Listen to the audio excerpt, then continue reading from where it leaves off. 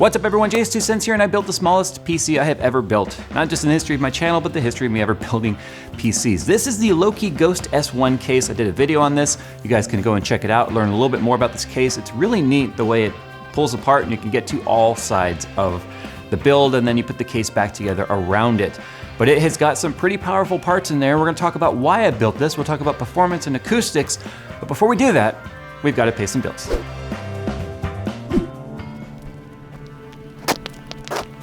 You know, in hindsight, it was probably a bad idea to bet the car. I told you, never bet on red. Never bet on red. Didn't Josh say he's gonna help us out? Where is he anyway? I don't know. All I know is he said that we would know when he was close.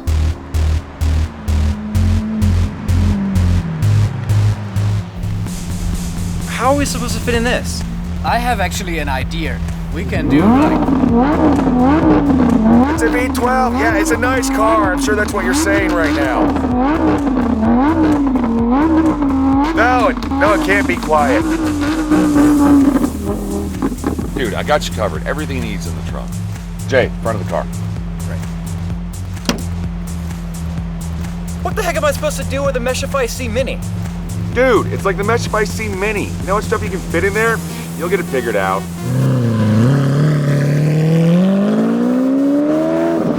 You know what? I got an idea.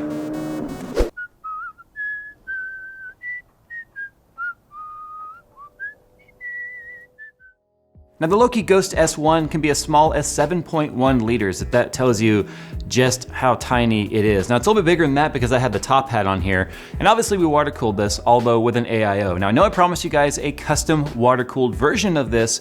We will be doing that, but I have another case coming in silver, which is what I wanted to build in.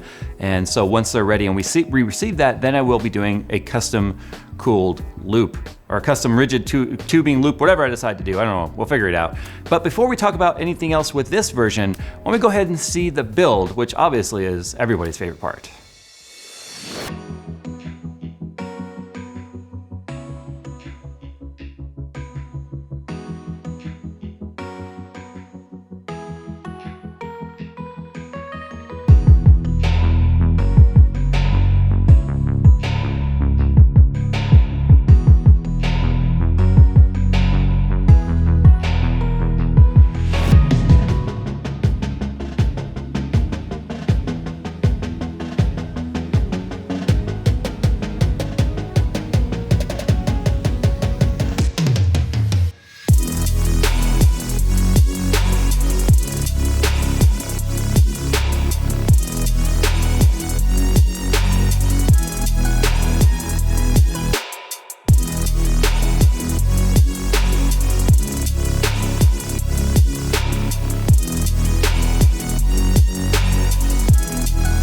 And it was right about here where I realized that this cooler unfortunately is not gonna work. The Celsius S24 does not have rotatable fittings on the pump and they point straight up. So unfortunately with the extremely small size of this case, I could not get the side panel closed or slid back on. So I grabbed an NZXT cooler which had rotatable fittings, and that fortunately got me going once again.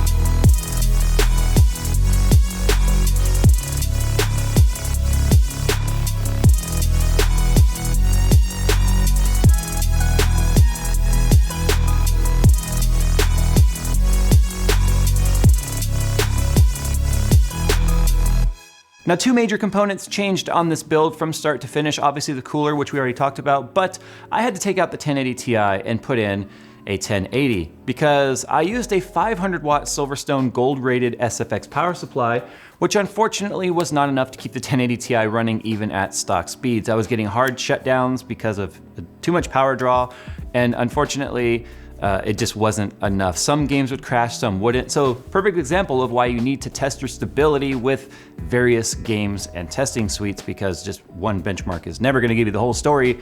So I had to replace it with a 1080, which was kind of disappointing because I wanted to go with just some of the most high-end hardware you could get, especially at this form factor. So a 1080 is in there, which means my ultimate 4K gaming / portable rig is now an ultimate 1440p gaming rig, which is still great. I wasn't gonna game at 4K anyway. I just wanted to do it because why not? So I've got a 1080 Founders card in there now. But now I've got a new video to make because I have tested the 1080 Ti with a 500 watt power supply and overclocked it with no problems on a full ATX power supply. So I have to wonder now if there's a variance in quality, or at least drivability, with a 500 watt SFX versus a 500 watt ATX. Now we got something to test in the future, and the power supply has plenty of cooling because right where the vent is for the power supply is the exhaust fan. So it's pulling air out of it and it's getting plenty of airflow. So yeah, there's that. And the opening for the power supply is right next to the CPU cooler, which is on the other side of the case. So it gets fresh air through the sides of this case. Now, speaking of ventilation and cooling, there's no problem whatsoever keeping the CPU and the GPU cool. Both the CPU and the GPU pull fresh air from the sides of the case, which are perforated and have very good airflow. Now, there's no air filters anywhere in this case, or dust filters, so you're gonna probably have to worry about keeping it dust free. But when it looks this good, I mean, that's a trade-off that's probably worth making. At least I made it. I'm okay with that. Now, I chose the AMD Ryzen 7 1800X because Asus actually makes an X370 ITX Strix motherboard. So I was able to have overclock ability, very robust build quality of the motherboard, plenty of fan headers and stuff, an M.2 slot or socket built onto the motherboard, and I could overclock the CPU if I wanted. Now, I didn't overclock the cores. All I did was sync all cores, so any of the factory turbo clocks is being applied to all the cores, so technically that's a small overclock, but I did overclock the memory, the 16 gigabytes of FlareX from G.Skill, which is a Ryzen certified memory, to 3400 megahertz. So I wanted to speed up that Infinity Fabric, which obviously Ryzen gains more from memory speed increase than straight up core speed. So I left the cores on factory, synced the cores, and then overclocked the memory, which has been giving me some pretty good results. When it comes to temperatures, no problem whatsoever, especially with the NZXT Kraken X52, I think it is. It's the 240 millimeter version, and it kept my CPU at a max temperature of 62C with all of my testing, including things like Cinebench and 3D Mark and Firestrike and CPU tests. No problem whatsoever with temperatures. Now, my 1080 on the other hand is running a bit warm. Even with my aggressive fan curve, I'm still reaching about 74, 75C. I don't think something is right in there, so I'm gonna be doing a video in the future where I talk about troubleshooting some of the temperature fluctuations and issues I'm having with this card. And I know I did one in the past, but this is gonna be applicable to the new NVIDIA Founders cooler. And I'm gonna try and upgrade that cooler by maintaining all the Founders Edition appearance. So that's gonna be a fun video. We'll talk about that in the future. So again, it's a video out of necessity because it's something I learned with this card after switching it when the 1080 Ti unfortunately wasn't able to be powered by this power supply. Now you're probably thinking, Jay, why don't you just get a 600 watt SFX power supply? Then you'll be fine. The problem is the higher the wattage of SFX power supply, the longer they get. So in order for me to have room for the modular cables, as well as the excess cables that are in this case, I didn't want to go with a longer power supply. So that's why I'm just sticking with the 500 and stuck in the GTX 1080. But in terms of gaming though, it performs exactly as you would expect a GTX 1080 to perform. I did a small overclock on it, just 50 megahertz. I overclocked the RAM though, 350 megahertz, and temperatures stay in the mid to low 70s, which is acceptable. A little bit noisy though, because I did have to ramp up the fan curve. A build like this for me specifically was first and foremost performance and portability, with acoustics second. So cooling in this is actually very good, but at the sacrifice of acoustics. But it's not intrusive, it doesn't sound terrible, so it's something I can obviously deal with. But I built this case, or this build, specifically because after going to CES for 5 years and building big PCs and taking them with me going, I don't want to edit on a laptop, I want to have a very powerful editing rig, so I'll build a desktop and then wheel it all into the hotel room, set it up, and wheel it out. And I'm tired of that, guys. I'm tired of that. So I wanted a shuttle PC that was as powerful as any desktop I could build and have it be extremely portable. I initially wanted it to be a carry-on item. I wanted to be able to carry it in a small suitcase on the plane with me because I don't trust the airlines to not just throw this thing around and kick it around like a soccer ball or a football, depending on what part of the country or the world you're from. I guess anyone else would call it football, but whatever, I digress. I just didn't want to trust the airlines. The problem is because once I water cooled it though, the chances of it being a carry-on went out the window because TSA does not allow me to carry on something with liquid in it like this. So unfortunately now I've got to get myself like a Pelican case and cut out the foam and make it as padded as possible so that this doesn't get beat up. But the build quality of this case and just how robust everything is and the fact that it's an AIO, I think it could handle the flights, no problem. At least if I got somewhere and it was busted, well, then whatever, you guys can say I told you so. But while gaming temperatures stayed well in check, it has no problem playing games at 1440p, even the most demanding games, even games that aren't that demanding but require, high refresh rates like racing games, shooters, Rise of the Tomb Raider, Metro Last Light, games that are typically pretty demanding.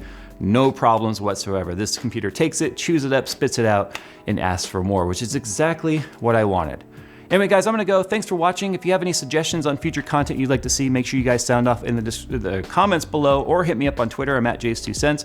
If you're new around here, why don't you hit that subscribe button and then hit the little bell. You guys can't trust YouTube to send you notifications, so at least if you guys are subscribed, you might actually get a notification, but whatever the case may be, guys, I'll see you in the next one.